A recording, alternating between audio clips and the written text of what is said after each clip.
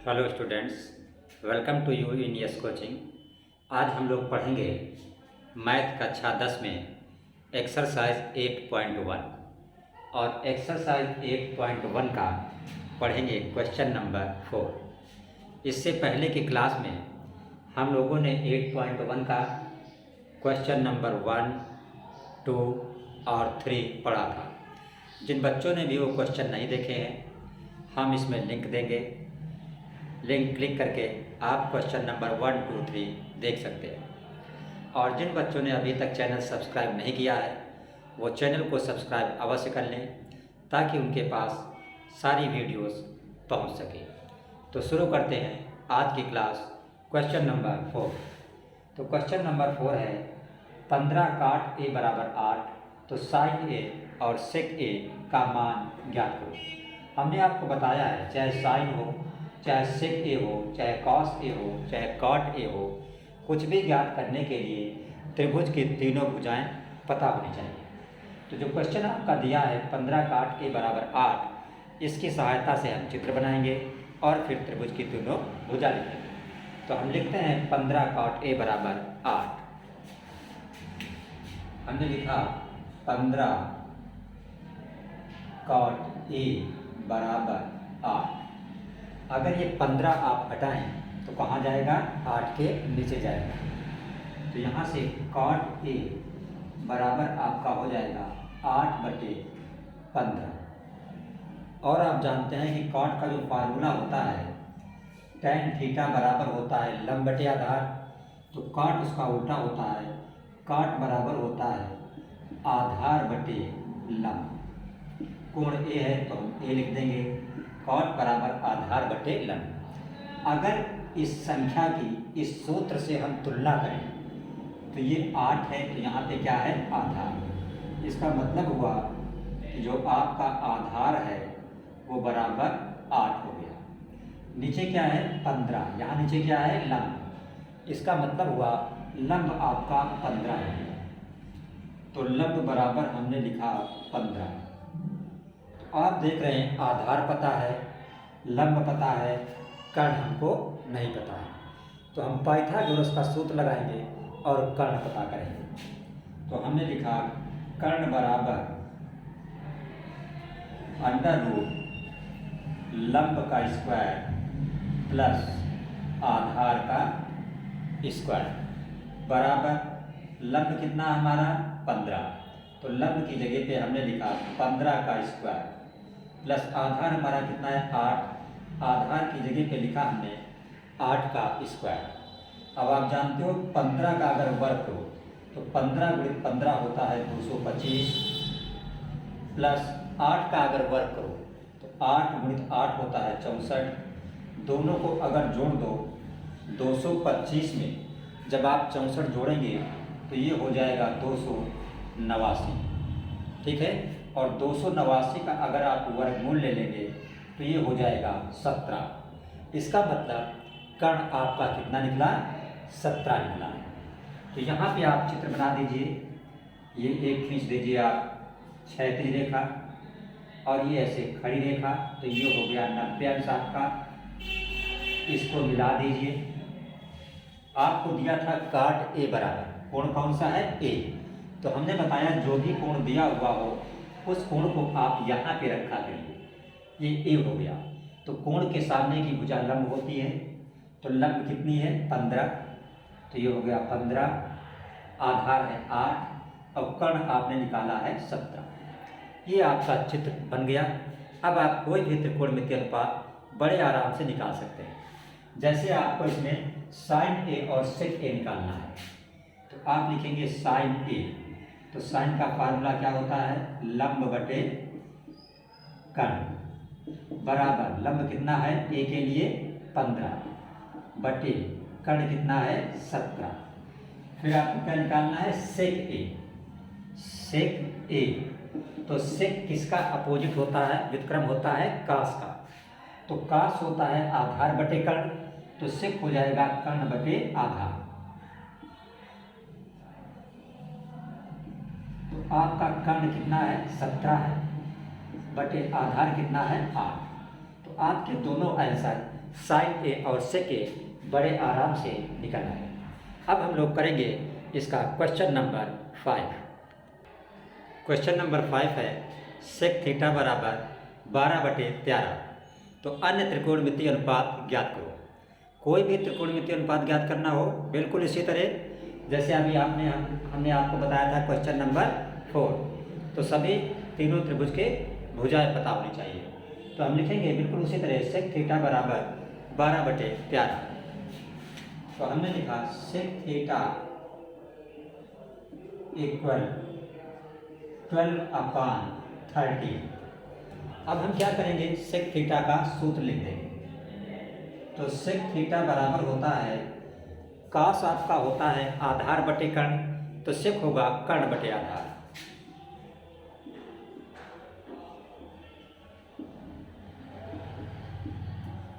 अब अगर आप दोनों की तुलना कर दें तो यहाँ पे ऊपर कर्ण है, यहाँ पे ऊपर 12 है, मीन्स कर्ण बराबर आपका हो गया 12।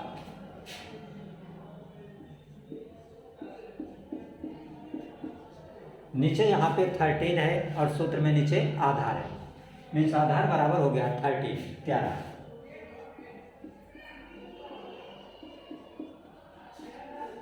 आपको कर्ण पता है, आधार पता है, लंब नहीं पता है। पाइथागोरस थ्योरम का सूत्र लगाइए, सबसे पहले लंब निकाल लीजिए। तो सूत्र आपका होता है लंब स्क्वायर प्लस आधार स्क्वायर बराबर क्या होता है, कर्ण का स्क्वायर। तो लंब की जगह पर लंब पता नहीं तो यहाँ पे लंब स्क्वायर ही लिखे आप। आधार स्क्वायर, आधार आपका 13 है तो 13 का स्क्वायर बराबर कर्ण, कर्ण आपका कितना है 12, तो 12 का स्क्वायर। सेक होता है कॉस थीटा आधार बटे कर्ण, तो सेक होगा कर्ण बटे आधार। कर्ण हुआ 12, सेक हुआ 13। ये थोड़ा कुछ गलत लग रहा है क्वेश्चन, क्योंकि कर्ण कभी भी छोटा नहीं होता है। कर्ण जो है किसी भी सवाल में कभी भी कर्ण छोटा नहीं हो सकता है। देखिए हमने उल्टा लिख दिया था, जो सेक थीटा बराबर आप देख रहे हैं 12/13। ये 12/13 नहीं है बुक में, ये 13/12 है, 13/12 है। तो 13 आप ऊपर कर लीजिए और नीचे यहाँ पे आप 12 कर लीजिए। ठीक है, अब यहाँ करेक्शन कर लीजिए, ये ऊपर 13 कर लीजिए और नीचे 12 कर लीजिए। तो इसका मतलब कर्ण कितना हो गया, 13 हो गया, और आधार नीचे वाला कितना हो गया, 12 हो गया।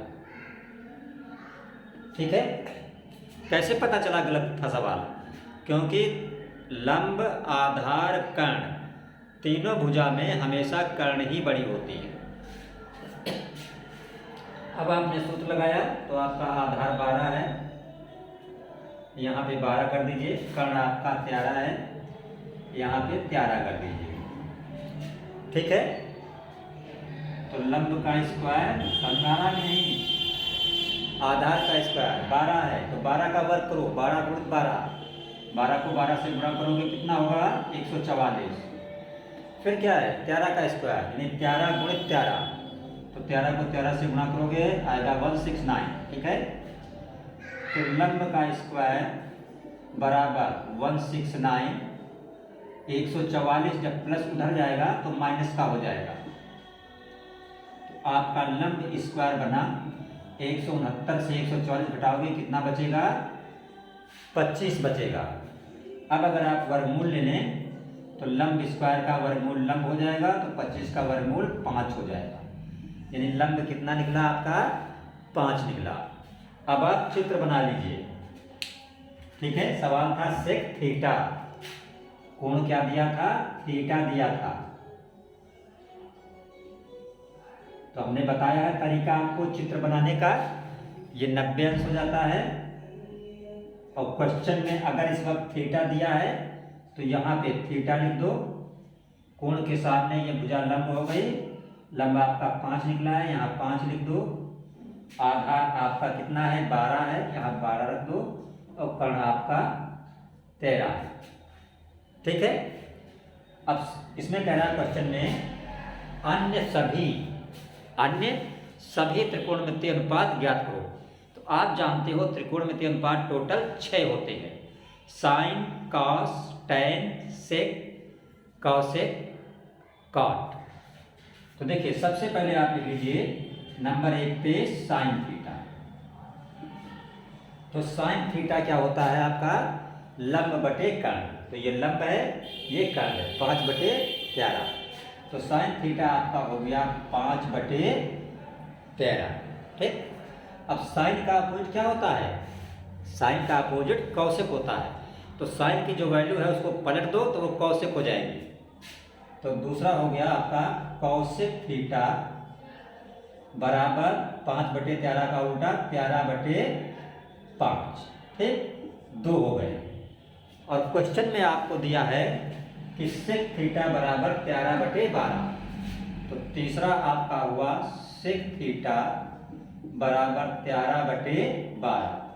तो सेक का उल्टा क्या होता है, कास होता है। तो इसका मतलब यहां से हम कास बना लेंगे, कॉस थीटा बराबर हो गया 12/13। अब क्या बचा, टैन और कॉट। तो देखिए टैन थीटा, तो आपने पढ़ा है टैन थीटा बराबर क्या होता है, लंब बटे आधार। तो ये लंब है 5, ये 12 आधार है, तो 5/12। तो टैन का अपोजिट क्या होता है, कॉट। तो कॉट क्या हो जाएगा 12/5, इसका उल्टा। तो ये चौथा हो गया, ये 5वां हो गया। तो ये आपके सभी 6 त्रिकोणमितीय अनुपात लिखे हुए। तो इस तरह हो गया क्वेश्चन नंबर 5। अब हम करेंगे क्वेश्चन नंबर 6। देखिए प्रश्न संख्या 6 आपकी है कि कोण ए और कोण बी न्यून कोण है, जहां कास ए बराबर कास बी। तो दिखाइए कि कोण ए बराबर कोण बी। सबसे पहले वो बोल रहा है कि कोण ए और कोण बी कैसे हैं, न्यून कोण। न्यून कोण का मतलब होता है 90 अंश से कम। तो देखिए यहाँ पे हमने एक त्रिभुज बनाया, ये त्रिभुज हमने बना दिया। तो ये कितना हो गया 90 अंश। ठीक। और आप जानते हो किसी भी त्रिभुज के तीनों कोणों का योग कितना होता है, 180 अंश। तो अगर ये 90 हो गया तो बाकी कितना बचा, 90 बचा। इसका मतलब उस 90 में इसका भी हिस्सा है और उस 90 में इसका भी हिस्सा है। इसका मतलब ये दोनों कोण 90 अंश से छोटे हैं। तो 90 अंश से छोटे होने का मतलब दोनों कैसे हैं, न्यून कोण है। तो एक जगह आप ए लिख दो, एक जगह आप बी लिख दो। तो ए भी न्यून कोण है और बी भी न्यून कोण है। तो इसको नाम आप दे दो सी। सी बराबर ये कितना है, 90 अंश है। तो किसी भी त्रिभुज में जब एक कोण 90 अंश हो जाएगा तो दूसरा कोई 90 अंश हो ही नहीं सकता है। तो अब इससे आप देखिएगा, अगर यहाँ पे आप वो कह रहा है कास ए बराबर कास बी। उसने बोला है कास ए बराबर कास बी। तो कास का मतलब क्या होता है, आधार बटे कर्ण। तो यहाँ पे आप लिख दीजिए आधार बटे कर्ण बराबर कास बी। कास का मतलब आधार बटे कर्ण। ठीक। अब ये आधार किसके लिए है, कोण ए के लिए। तो कोण ए आपका ये है, तो कोण के सामने की भुजा ये हो गई लंब। तो आधार क्या बचा, AC। तो यहाँ पे आधार की जगह पे आप लिखेंगे AC। आपने लिख दिया आधार की जगह पर AC बटे कर्ण। कर्ण हमेशा फिक्स रहता है, जो 90 के सामने रहता है। तो 90 अंश के सामने क्या है, AB। तो कर्ण की जगह पे आप लिख दीजिए AB। अब ये आधार किसके लिए, कोण B के लिए आधार। तो देखिए कोण B यहाँ पे है, तो कोण के सामने की भुजा ये लंब होती है। तो कोण B के लिए आधार क्या हो गया, BC। तो आधार की जगह पर BC बटे कर्ण फिक्स रहेगा, वही AB। तो कर्ण की जगह क्या हो गया, AB। तो नीचे यहाँ से AB और यहाँ से AB जब बराबर होता है, दोनों तरफ प्लस माइनस ना हो, तो ऊपर ऊपर का कैंसिल होता है, नीचे नीचे का कैंसिल होता है, राइट। तो यहाँ से क्या बचा AC बराबर यहाँ से क्या बचा BC। AC देखिएगा चित्र में क्या है, ये AC है और BC क्या है, ये BC है, यानी ये भुजा और ये भुजा कैसे निकले बराबर। और आप जानते हो ज्योमेट्री में कि किसी त्रिभुज में दो भुजाएं बराबर हैं तो उनके सामने के कोण बराबर होते हैं। तो AC के सामने कोण कौन सा है B और BC के सामने कौन सा कोण है A, इसलिए A बराबर B। AC के सामने कौन सा कोण है B और BC के सामने कौन सा कोण है A, कोण B बराबर कोण A। बस यही आपको सिद्ध करना था। अब देखिए आज की क्लास का आखिरी क्वेश्चन नंबर 7। जिन लोगों ने अभी तक चैनल को सब्सक्राइब नहीं किया है सब्सक्राइब अवश्य कर लें, बेल ऑन कर लें ताकि नोटिफिकेशन जरूरी नोटिफिकेशन तक आराम से पहुंच सके और आप अच्छे से तैयारी कर सके यूपी बोर्ड एग्ज़ाम 2022 के लिए मैथ क्लास कक्षा 10 की। तो अब हम देखते हैं क्वेश्चन नंबर 7। देखिए लास्ट क्वेश्चन, यदि cot थीटा बराबर 7/8 तो क्या ज्ञात करना है, यह आपका क्वेश्चन दिया हुआ है। 1 plus sine theta into 1 minus sine theta बटे 1 plus cos theta into 1 minus cos theta और नंबर 2 पे cot स्क्वायर थीटा, इसका मान निकालना है और इसका मान निकालना है। तो देखिए हम क्वेश्चन फर्स्ट करते हैं। नंबर 1 पे लिखा हुआ है हमारा, नंबर 1 पे क्या लिखा है 1 plus sine theta into 1 minus sine theta, ठीक है। और नीचे क्या लिखा हुआ है 1 plus cos theta into 1 minus cos theta. देखिए अगर इस 1 को आप A बोले तो ये भी क्या है A है, और इसको साइन थीटा को अगर आप B बोले, इसको क्या बोले B, तो ये भी क्या कहा जाएगा B। यहाँ पे 1 को अगर आप बोले A तो ये भी क्या कहा जाएगा A, ठीक है, क्योंकि यहाँ भी 1 है यहाँ भी 1 है बराबर है। तो अगर इस 1 को आप A कहते हैं तो ये भी A हो जाएगा, इस साइन थीटा को आप B बोलते हैं तो ये साइन थीटा भी हो जाएगा। यहाँ पे बीच में दोनों के प्लस है, यहाँ पे बीच में दोनों के माइनस है, तो ये A प्लस B हो गया, ये A माइनस B हो गया। और आप जानते हो कि A प्लस B और A माइनस B ये कहाँ से आता है, ये आता है A square minus B square से। इसका मतलब ये A plus B A minus B मिलके बन जाएगा A square minus B square. तो A स्क्वायर का मतलब 1 का square minus B square, B की जगह पे है साइन थीटा तो साइन थीटा का स्क्वायर। नीचे भी वही चीज़ है 1 plus cos 1 minus cos means A plus B और A माइनस B, तो A square minus B square. A square 1 का स्क्वायर माइनस B स्क्वायर ये कॉस थीटा का स्क्वायर। तो 1 का स्क्वायर 1 होता है और ये हो गया आपका साइन स्क्वायर थीटा।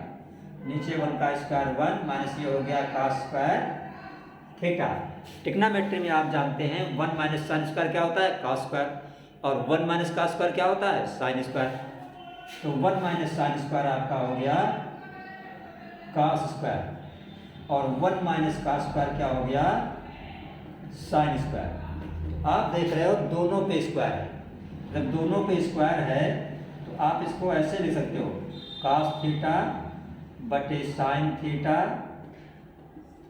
का होल स्क्वायर। क्यों, क्योंकि यहाँ भी स्क्वायर था ऊपर भी नीचे था। अब आप जानते हो कॉस थीटा बटे साइन थीटा क्या होता है कॉट थीटा, और स्क्वायर है तो ऊपर स्क्वायर लगा दिया बराबर कॉट थीटा देखिए दिया है 7/8। आपके क्वेश्चन में कॉट थीटा कितना दिया है 7/8। तो यहाँ पे कॉट थीटा की जगह पे आप रख दें 7/8 और ऊपर क्या है स्क्वायर, ठीक है। तो आप जानते हो 7 का स्क्वायर कितना होता है 49 और 8 का स्क्वायर होता है 64। तो ये आंसर हो गया, पहले पार्ट का ये आंसर हो गया। और सेकंड पार्ट में आपसे क्या कह रहा है, सेकंड में कह रहा है कॉट स्क्वायर थीटा। तो ये जो आपका निकला है ये कॉट स्क्वायर थीटा ही तो निकला है। तो कॉट स्क्वायर थीटा का मतलब कॉट थीटा दिया है 7/8 8 का स्क्वायर है, स्क्वायर लगा दो, फिर से वही चीज 49/64। तो आज की क्लास में हमने एक्सरसाइज 8.1 का क्वेश्चन नंबर 4, 5, 6, 7 किया। आई होप आपको अच्छे समझ में आया होगा। अगर ना समझ में आया तो कमेंट करके पूछ सकते हैं, या हमारे व्हाट्सएप नंबर 8318271366 पर कॉल करके भी क्वेश्चन समझ सकते हैं। तो मिलते हैं नेक्स्ट क्लास में, तब तक के लिए थैंक्स।